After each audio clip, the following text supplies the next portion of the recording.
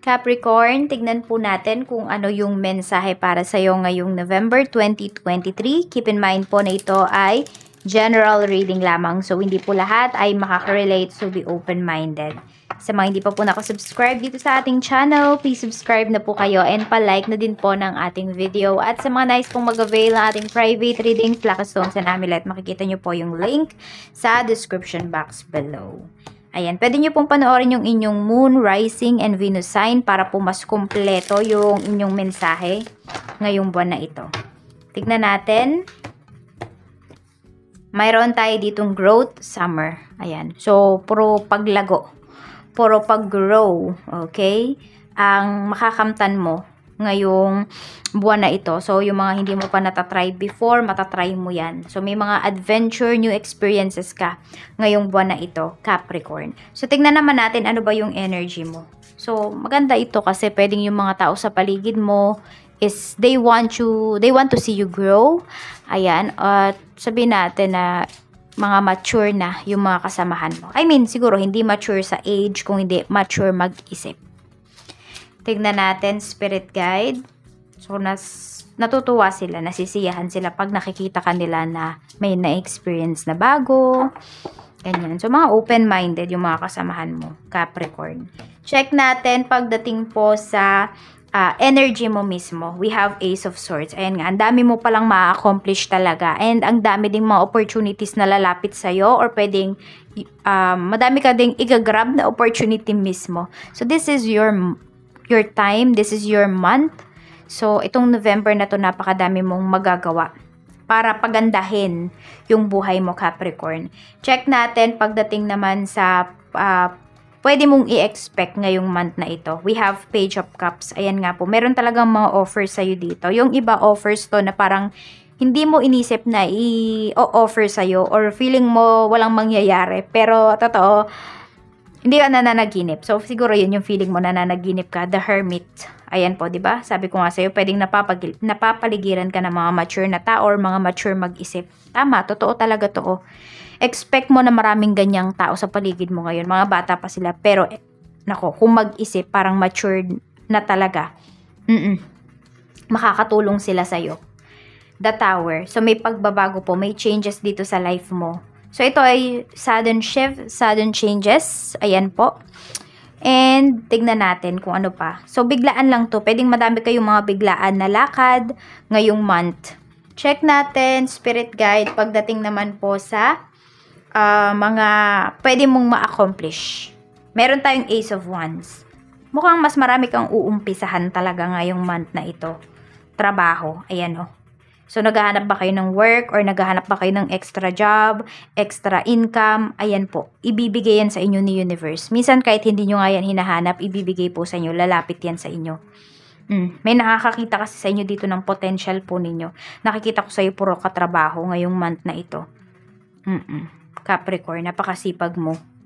Ace of Cups. Ang daming mga aces sa energy mo. Ayan po. May offer talaga sa iyo dito. Yan. So, pwedeng malaking tao yung mag-o-offer sa'yo ng isang trabaho na pwedeng hindi mo matanggihan. Or kahit ikaw mahihirapan kang tanggihan kung tatanggihan mo man. Tignan natin ano po yung negatives. Okay? Yung negatives na to pwedeng mangyari, pwede ring hindi. 7 of Cups. Ayan. So, sabi ko naman sa'yo, diba, puro actions ka dito. So, nakikita ko din kasi Capricorn, pwedeng maraming tao dito na magbibigay ng gifts sa'yo. Madaming tao dito na humahanga sa'yo. So, in times, pwede na nakikita ko dito na parang iti-take advantage mo yan. Kaya lang kasi baka mamaya may kapalit. So, baka may mga offers sa'yo dito, mga ano yun, indecent proposal, mga ganyan. So, tignan mo rin kasi baka mamaya grab ka ng grab, may kapalit pala. So, mas maganda kung inaalam mo muna ano ba yung intention ng tao na yun sa'yo. Bakit kanya binibigyan ng kung ano-ano. Pwedeng may magbigay sa'yo dito ng gadgets. Merong magbigay sa'yo dito ng mga mamahalin na jewelries, mga ganyan. Or mas more pa. Meron tayo ditong 8 of Pentacles. Ayan. So, ayan, di ba? Meron tayo ditong sudden shift. So, pwede na mag-resign. May mag-resign dito. May biglang mawalan ng work. pero may ibibigay ka agad kasi nakapalit sa'yo si universe. So, positive, negative yung energy na yan.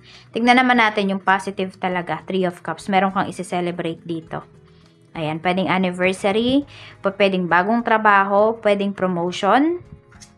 Meron tayong the High Priestess. Ayan po. So, more on, gagamitin nyo talaga at need nyo talagang gamitin, Capricorn, ang isip ninyo ngayong month na ito. So, huwag kayo masyadong maging emotional. So, meron man sigurong mawawala sa life ninyo na mahalagang bagay sa inyo, pero may kapalit din siya kaagad. And much better pa yung ipapalit dun ni universe. Nasa sa inyo na lang kung paano nyo yun i-accept. Tingnan natin ano yung mga blessings. We have fire. So, more on actions talaga. Ayan o. Pwede rin, kung sino man tong tao na ito, pwedeng hindi kayo ito, medyo magiging responsable na talaga siya. Ayan, pwedeng tatay ng mga anak nyo, or nanay ng mga anak nyo, or your parents. Nakikita nyo na nagiging responsable sila. We have lottery. Puro pera talaga oh. So, kaya may sudden shift tayo dito. Baka di nyo na kailangan magtrabaho. And ito, di ba meron, sabi ko nga sa inyo, may mga offer sa inyo dito. So, pwede na, ayan o, parang feeling mo nanalo ka na din talaga sa loto. Nasa sa inyo na yan talaga, Capricorn, kung gagamitin nyo ba yung isip ninyo. Or puso ba yung ginagamit ninyo. We have alien. Mukhang may magta-travel po dito. Ayan. So, mukhang biglaan to. Sabi ko nga sa inyo, madami kayong matututunan, madami kayong may experience ngayong month na to. And true, talaga, no? Sa reading natin, lumalabas talaga siya. Napakaganda po ng month na ito para sa inyo. Kaya i-grab nyo yung mga opportunities na darating. Kasi new experience talaga ito. Mag-grow talaga kayo as a person, as an individual. Tignan natin. So, pwede rin naman, baka mapadala kayo sa ibang branch or ibang bansa kung merong sister company yung pinagtatrabahuhan po ninyo. Tignan natin pagdating naman sa health. We have the Empress. So, meron dito mabubuntis. Napakalaki po ng chance na may mabuntis dito. Yan. So, pwede rin naman, kung about to sa health, is pwedeng more on about sa reproductive system po ninyo. So, ayan, magpa-check kayo. Mapababae or mapalalaki po. So, tignan natin. Di ko na masyadong i-elaborate to. Okay? So, tignan natin pagdating naman sa family, sa relatives, we have strength. So, mas magiging matatag, mas magiging matibay yung family mo, yung samahan po ninyo. So, wala masyadong reklamo. Wala ka masyadong reklamo maririnig from your family, from your relatives. So, lahat po ay parang nagkakasundo ngayong month na ito. Or tahimik lang siguro yung inyong family. Baka may mga nagtitimpi. Sa mga friends, we have 5 of Swords. So, mag-ingat ka sa mga kaibigan kasi yon, pwedeng kasama mo sila sa kasiyahan pero pag nagkaroon ka na ng problema, nawawala na yung mga kaibigan mo. So, di ka na nila maalala. So, tignan mo kung sino ba yung mga dapat mong ipaglaban dito at yung mga dapat mo nang bitawan na kaibigan. Tignan po natin pagdating naman sa work, sa co-worker, we have 6 of Cups. So, ayan, merong makakamiss sa'yo dito or nakakamiss sa'yo. Kasi yung iba nga sa inyo, di ba, pwedeng nag-vacation or lumipat ng work or hindi na magtatrabaho kasi naka-jackpot. So, ayan, no? Pwedeng mamimiss nyo yung trabaho nyo. Ayan, or pwedeng namimiss nyo yung dati nyong trabaho or yung dati ninyong mga kasamahan sa trabaho. Tignan po natin pagdating naman sa business. Knight of Pentacles. Ayan, pagdating din sa business, pwedeng maka-jackpot din po kayo dito.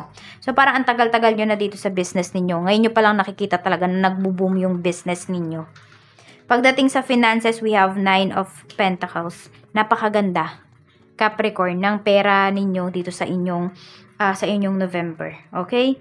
Even, parang sa business mo, sa finances mo, ang ganda po talaga. So, pwedeng meron ka ng pinagkukuhanan sa business, meron ka pang iba pang other source of income. Ayan po, 9 of Pentacles. So, pwedeng ito ay about sa pension, about sa mga kiniclaims po ninyo, about sa mga nilalaban ninyo. Pwedeng kayo po talaga yung mananalo, makukuha nyo yan. 9 of Pentacles kasi is parang pumipitas na lang kayo. 'Di ba? Secure. Ayan. Masesecure nyo po talaga yung November ninyo. Actually, hindi lang November.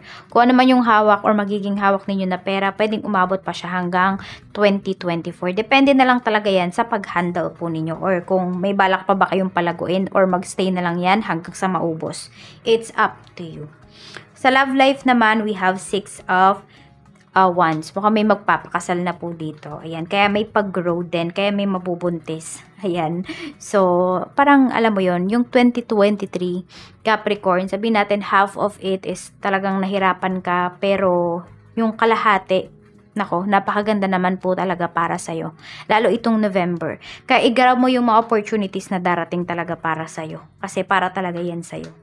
So, ayan, pwedeng magiging proud ka at magiging proud kayo sa isa't isa ng person mo.